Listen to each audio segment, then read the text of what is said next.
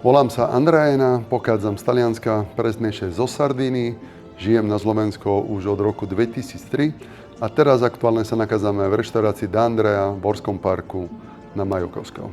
Takže pekne vítajte.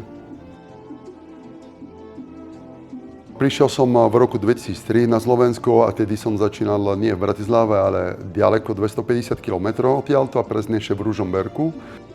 5 rokov dozadu, keď sme otvárali Orský park spolu s BVD, tak prišla aj ponuka poháre Riedel a samozrejme som sa tešil, že aj tu môžeme používať tieto poháre. Tak ako sa hovorí v Taliansku, že každá cestovina má svoju omačku, každú omačku má svoj cestovina, tak aj pri víne.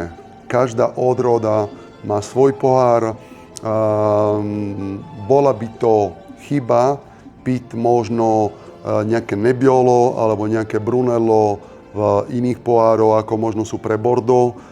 Je to rozdiel, keď si dajte dobrého, kvalitného pohár vína v jednom pohári alebo v druhom pohári Riedel. A to sám potom pochopíte, že to isté víno, ale chutí inak. Chutí lepšie, samozrejme.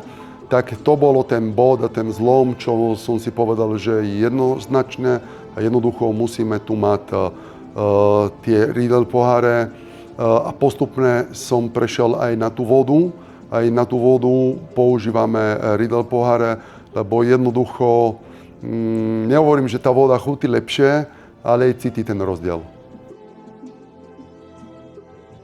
Keď ten zákazník si objedná také víno, ktorý si zaslúži také poháre a vidí ten zákazník, že vy im vymeníte daný pohár za taký lepší, je to pre neho, že wow. A ten zákazník potom to vníma a možno aj ho zaujíma a bude sa pýtať, že prečo ste mi vymenili pohár. Možno keď to porovnám s jedlom, že nie vždy drahý tanier alebo drahší tanier robí super jedlo,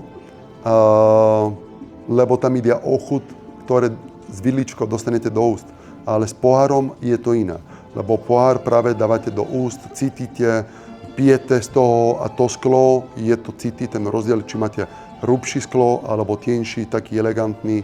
Aj tie tváre logické, hej. Takže to je tiež, keby sme pili Bordeaux do Cabernet Sauvignon pohár, cítime ten rozdiel.